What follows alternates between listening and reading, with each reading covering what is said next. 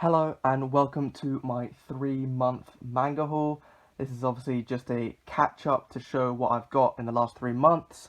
I didn't make any videos because I just wasn't home. I'm now home, so we'll be making videos. And I know I said last time that I wouldn't be getting much manga, but I ended up selling quite a few series, and then with the money I got, obviously just put that money back into manga. So yeah, I think I picked up about 50 volumes. So without further ado, I'm just gonna get to it. Starting off with a series that I've wanted for years, which is Dorohedoro here, 1 to 23. I'm missing 3 volumes, they're on their way, and then once I have all of it, I'm just gonna binge through it. I'm sure I'm really gonna like this manga, it seems completely up my alley. Apparently, it's like both underrated and overrated, although I can definitely see myself being one of those people who just praises it. I mean, I haven't even read it, so for all I know, it could have just been a waste of a lot of money, but I'm pretty positive that I'm gonna like this manga. So yeah, definitely looking forward to reading Dorohedoro. Next up is X by Clamp, which is my first work by them. I've got all 6 volumes. Apparently it kind of ends on a bit of a cliffhanger because Clamp dropped this series. I don't know too much about Clamp, but this manga just really intrigued me. And yeah, I got them all for a pretty good price, so I'm definitely interested in getting into X and maybe some more works by Clamp in the future. Next up is Otherworld Barbara volumes 1 and 2, which is complete. As you can see, I've only just started Otherworld Barbara, and from the 2 chapters that I've read so far, I really like it. I think I'm gonna like this series. It seems up my alley, just very weird and different, and I haven't read anything by Moto Hagio yet, and yeah, I'm looking forward to getting into this and might do a review of it after I finish. Next up is another 2-volume complete series in really nice hardbacks, and that is Revolutionary Girl Utena. And this came from the box set. It was on sale on Amazon, and it just really intrigued me, so I decided to pick it up. It's my first ever shoujo manga, and I'm not gonna hate on it because it's in a demographic that isn't targeted towards me, but it wasn't really for me. There are some bits that I liked about this manga, there's some bits that I didn't like, but I think that's just more the fact that it's shoujo, and I'm obviously more into seinen series, but there are bits of this I enjoyed, and I definitely will come back to it, and these volumes are super nice quality by Viz Media, and there are some really gorgeous colour pages in here. So yeah, if you're a fan of shoujo, I'm sure you'll really like Revolutionary Girl Utena.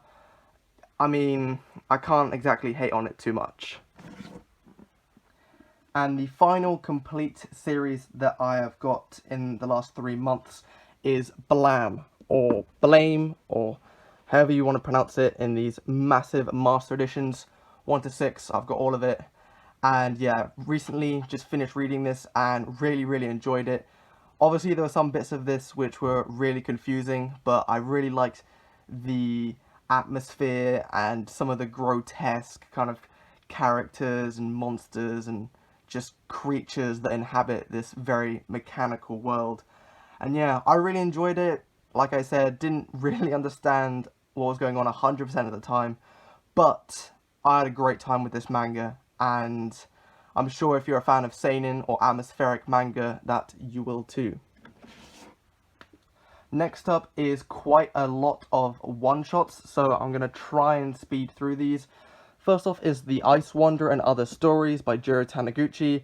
This had 6 short stories in, 3 up in the mountains, and then 3 just more slice of life. I personally enjoyed the slice of life stories more than the mountain ones, but yeah, definitely not a bad manga, but I'm looking forward to picking up some more Jiro Taniguchi works. Next up is The Boxman. This was a really weird manga, to be honest. Just all these really weird creatures and not a lot of words, kind of more of a show, don't tell kind of series, but yeah, it reminded me of a lot of Gekika manga, so if you're a fan of that, you might enjoy The Boxman, but yeah, I'm not gonna lie, this was just really weird, but I still enjoyed it. Next up is Trash Market. I've heard lots of good things about this and enjoyed most of it. It contains like 5 or 6 short stories about very like common and poor Japanese people back in the, I don't really know when, I want to say like 60s or something, before Japan became the modern country we know today. There were some stories in here which I enjoyed more than others, but if you're a fan of Gekiko manga, then I'm sure you'll like Trash Market.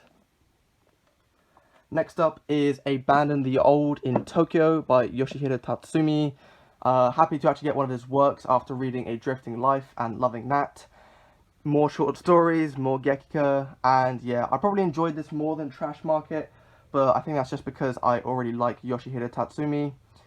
Yeah, it was pretty decent, not really much else to say about it. Next up here is Axe Alternative Manga. It says volume 1, but I don't know if there's ever going to be a volume 2. There are about, I think, 40 or 50 very short stories, all very, very different. Yeah, it says that it's independent, open, and experimental, and I'd say that's pretty accurate to describe this, especially with experimental. There are a lot of really, really weird stories in here, to be honest, although I did find, some which I really, really enjoyed. There are some with really nice artwork, some with really interesting characters, some with very interesting premises, and yeah, if you're a fan of alternative manga, and like very alternative, then yeah, give this a shot. I kind of thought this volume would be a bit bigger, to be honest, but it's still really nice quality, and I enjoyed it.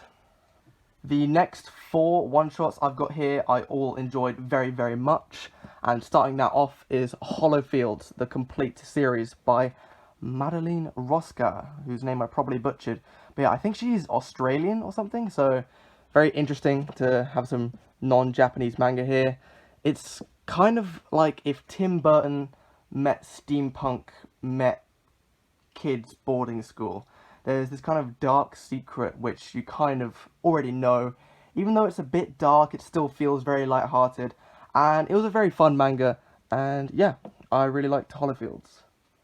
Next up is Utsubora, the story of a novelist. This manga was amazing, in my opinion. It has you thinking that you know the secret to it, and then it just is something completely different. It's all about this novelist, oh, surprise there, and basically he kind of just gets down this path of like plagiarism, and it just doesn't go well, to be honest. I really, really enjoyed this. I don't know if it's technically josei or not, but it felt very what I imagine josei manga is. Really nice book by Vertical, and yeah, 18 plus there. Yeah, some characters get it on, to say the least. But yeah, if you're of the right age and it sounds interesting, definitely look into Utsubora. I think a lot of people will really like this. The last 2 books I have here are some of my favourite one-shots in my entire collection, and starting them off is An Invitation from a Crab by Pan Panya, released in this really nice book by Denpa. I really, really enjoyed this manga. It was just so unique and different, set in a world that is similar to our own, but still very different. And yeah, it's just a bunch of chapters about this character, just kind of going through her life. And I just found it super interesting. I loved the setting, and some of the chapters were so weird, and some of them were very realistic. And that kind of juxtaposition is just what this manga does really, really well. And yeah, I think I'm going to make a video about An Invitation from a Crab to give it, oh my god, definitely didn't just drop that, to give it some more light. And finally here, one of, if not my favourite one-shot, is The Building Opposite by Vanida. This is released by Fanfare and Ponitmon, who I do not think get enough recognition or credit in the manga that they produce. This manga is fantastic. It is by Vanida, who is a French mangaka, so it reads left to right, so like a normal comic book. And yeah, it's basically about these pairs of people who live in a building. So you have this young couple here, this pregnant mum and her kid, and then this older couple or middle-aged couple and their dog. There's about 20 chapters in here. Some of them just focus on one couple. Some of them have them interact with each other, and I loved every single one. This has got some of the most unique paneling in any manga, where you can almost choose how you read some of the chapters in different ways. In one of them, you have to hold the book like this, and then like read down, and it just has a completely different flow of story for that chapter, and it was just super amazing. It reminded me of like a random like indie French movie that annoying kid will always recommend to you. That's me. I'm the annoying kid, and I'm recommending that you read The Building Opposite. It is fantastic. Next up, I have a few new series. First off being Haikyuu, and yes, I've got volumes 16 and 17. I had 1 to 15, but sold them a while ago because, I don't know, I was an idiot and wanted the new Pokemon game or something stupid. But yeah, after reading all the chapters online, after finishing the anime, I wanted to get back into Haikyuu. Haikyuu is a really good sports manga. So yeah, I'm starting to pick it back up again. It's pretty low on my priority list. It's super popular, so these volumes are going to be in print for ages. And yeah, hopefully some box sets come out. That would be ideal, but obviously I can only dream. So yeah, in the meantime, it's very low on my priority list, but I'm a fan of Haikyuu. Next up here, I've got The Wandering Island, or just Wandering Island, Volume 1. This is released by Dark Horse in this really nice volume. I enjoyed this. As you've seen earlier, I like manga that are a bit more atmospheric, maybe not as many words, and Wandering Island fits that to a T. I'm going to be picking up Volume 2 very soon. If you want to first impressions or something of this, then I'd happily do that. And then finally here, I have got Dead Dead Demons Dede Dede Destruction. Inyo Sano, the Chad, for having the guts to just name a manga Dead Dead Demons Dede Dede Destruction. And yeah, to be honest, I only got these because they were on sale, because a lot of people really hyped this manga up, saying that it was already better than Goodnight Punpun. And in my opinion, Goodnight Punpun is just a masterpiece. So I didn't really want to get into this, but I'm happy that I did. It's definitely high on my priority list to get up to date with. I'm a big fan of Inyo Asano, obviously, you know, loving Goodnight Punpun. But yeah, interesting premise so far. I like how it hasn't told us everything, although I kind of feel like I know where this is going to go. But yeah, I'm enjoying Dead Dead Demons so far, and I'm definitely going to pick up more next month. Now I've got some continuations. I don't really have many continuations because a lot of manga in my collection are already complete. But first off is Twin Star Exorcist Volume 18. This is kind of my guilty pleasure manga. I've been collecting this for a very, very long time. And yeah, it definitely feels like it's coming to some sort of conclusion. Hopefully it does. I mean, I think, you know, 18 volumes, if it finished at around 20, that would be a pretty good end for Twin Star Exorcist. But yeah, still really enjoying it. I think it's definitely overshadowed by stuff like One Punch Man and My Hero Academia, which are better, but I still think there's a lot to enjoy from this shonen manga. Next up here is Made in Abyss Volume 8. I don't know if this came out in the last 3 months, but I picked it up in the last 3 months, and it came out relatively recently, so I'm talking about it. I love Made in Abyss. I think it is fantastic. This manga was, well, this volume was a bit more about some backstory, which I actually really enjoyed. You find more about, you know, different characters and how they inhabit the world, and yeah, I'm really looking forward to getting some more Made in Abyss. It's just a shame that the volumes take so long to come out, but they're always worth it when they do. And finally here for new pickups, I've got Beastars Volume 6. This manga is so good. I'm up to date with the chapters online, and it is fantastic. I think there's about 19 or 20 volumes worth of chapters, and it seems like it's coming to an end online, but yeah, this volume obviously ends where season 1 finished of the anime, and you really start to get into the meat of the series. It just goes insane in the best way possible. If you're reading it by the volume, there is a lot to look forward to, and Beastars is definitely one of my favourite manga of all time. Just 2 more manga books left that I picked up in the last 3 months, and these are some of the best manga I've read in a very long time. And starting that off is Ping Pong Volume 1.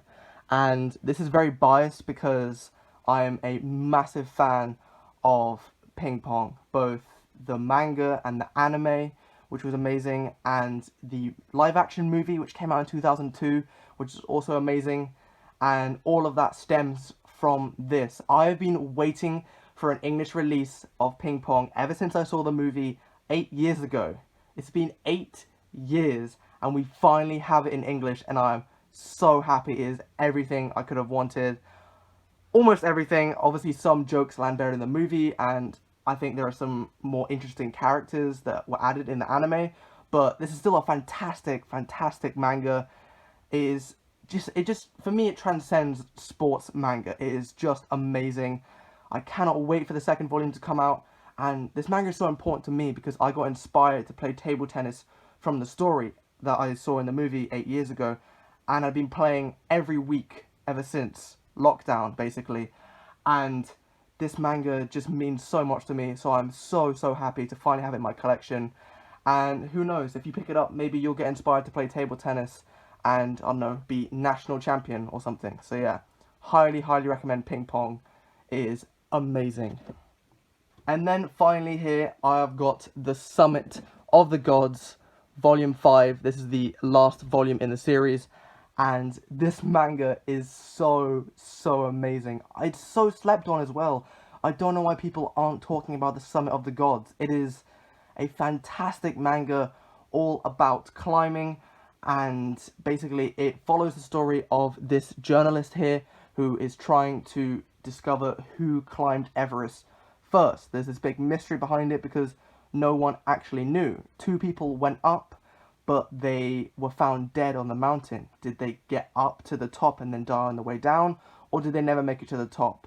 We just didn't know at the time, and it's basically about this journalist trying to uncover that. And whilst he's in Nepal, he finds all these other climbers, all these other people, and how it all links together is amazing. Jiro Taniguchi's artwork is fantastic. I don't know if this is based off a true story or not. I really hope it is, because it's an amazing manga. It's only 5 volumes, and like earlier with The Building Opposite, released by Fanfare and Ponetmon, this manga is highly underrated, and I think everyone can enjoy this manga. It is a masterpiece. Well, is it a masterpiece? Okay, it's very close. I personally really clicked with this manga and really enjoyed it, and I think a lot of other people will as well.